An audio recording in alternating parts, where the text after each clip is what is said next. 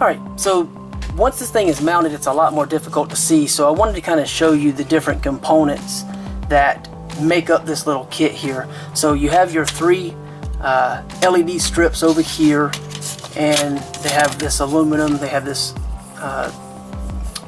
little slots on both sides, which is what the clips attach to. You have your remote control, so you can turn it off and on, change modes, change brightness, speeds. There's also a nighttime feature.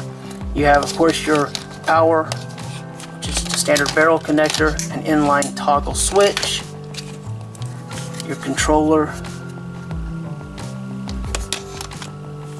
your user manual, some 3M adhesive in case you want to mount this without having to drill any kind of holes. There's also some cable management style clips they include. There's several of those. Then you have the clips that I mentioned before. You just put a screw through the center and then it clips into the actual tracks. And then of course you have the screws themselves. And then depending upon how you want to connect these lights, you have hard connectors if you're going to do a straight line. If for some reason you're going to be moving them or need to go deal with corners or whatnot, you have these extended soft, more flexible type, just a regular cord, so you have some flexibility and options available.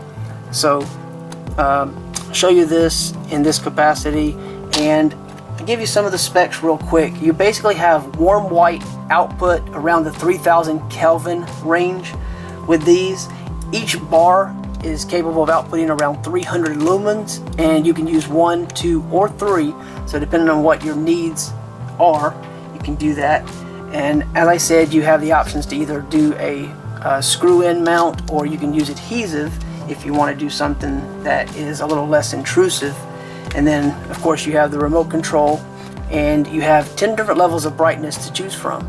So I'll give you an example of what it looks like just with the light turned on under the cabinet, and I'll also connect these here in a minute and show you what it looks like just to play with the ranges, so you can kind of see it more directly, see in the LEDs. And yeah, we'll call it a day after that. But if you want to find out more, you can check out the link below, and you can read other reviews, read more specifics that maybe didn't get covered in the video, just kind of giving you a quick overview. But I've had some lighting kits from these guys in the past. They still function, they're great, and perfectly happy with them. So why not have another set and figure out exactly where you want to put them.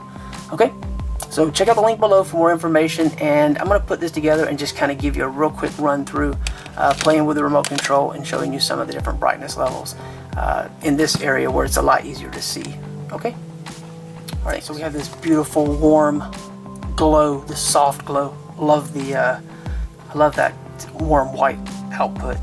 So if we hit that, is the nightlight function, automatically puts it at a dimmer state, which is kind of nice. And then we have, that's of course the button here on the bottom right, which I know you can't see the remote too well right now. And then we have the power buttons off and on at the top, so off, on. And if I hit the mode button, which is the center, sort of a starburst look, it'll go through different like flashing sequences and things. And then it just comes to full on. And I can adjust the intensity of the flashing through the speed on these right and left, and the brightness on the up and down. So if I hit down, you can see it dims down pretty nicely, and then back up again. So like I said, just kind of a quick overview. There's an idea of what the light output looks like, of course depending upon the brightness you choose to use, but that gives you some idea. It looks really nice, and it covers a pretty good area depending on how many lights you use.